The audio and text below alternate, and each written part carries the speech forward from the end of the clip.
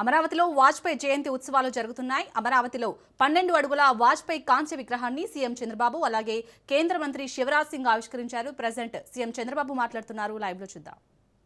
అందరం గుర్తుపెట్టుకోవాల్సింది వాజ్పేయి విగ్రహం పెట్టుకోవడమే కాకుండా విగ్రహంతో పాటు ఆయన చరిత్రని ఆయన చేసిన పనుల్ని శాశ్వతంగా ప్రజలకు గుర్తుండే విధంగా ఈ స్మృతి వనం ఏర్పాటు చేస్తామని మరొక్కసారి మీ అందరికీ విజ్ఞప్తి చేస్తున్నా.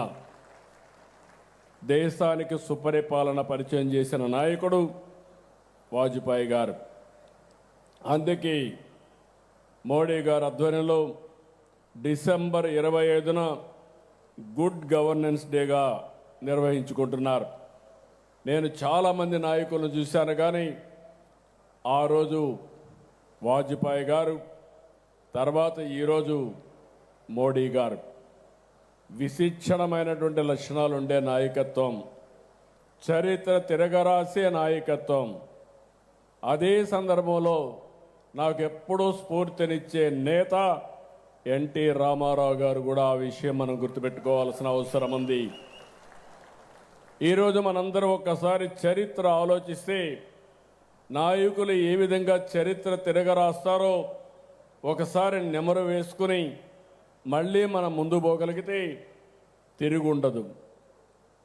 మొట్టమొదటిసారిగా ఈ దేశంలో వాజ్పేయి గారి నాయకత్వం. ఆ తర్వాత మీరు ఆలోచిస్తే యాంటీ కాంగ్రెస్ సెంటిమెంట్కు బీజం వేసిన వ్యక్తి నందమూరి తారక రామారావు గారు అని చెప్పి కూడా నేను మీకు తెలియజేస్తున్నా. ఎప్పుడు కూడా ఎన్టీ రామారావు గారు, వాజ్పేయి గారు చాలా చనువుగా ఉండేవాళ్ళు.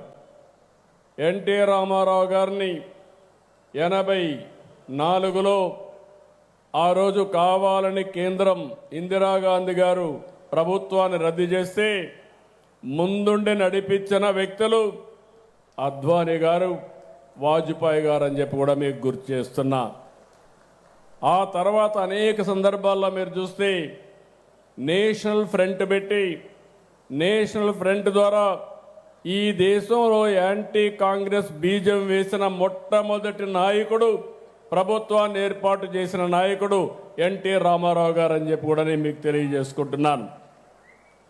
అదే సందర్భంలో ఇప్పుడే మిత్రులు మాట్లాడినప్పుడు మొట్టమొదటిసారిగా ఈ దేశంలో ఆర్థిక సంస్కరణలు ప్రారంభించిన వ్యక్తి కూడా పివి నరసింహారావు గారు.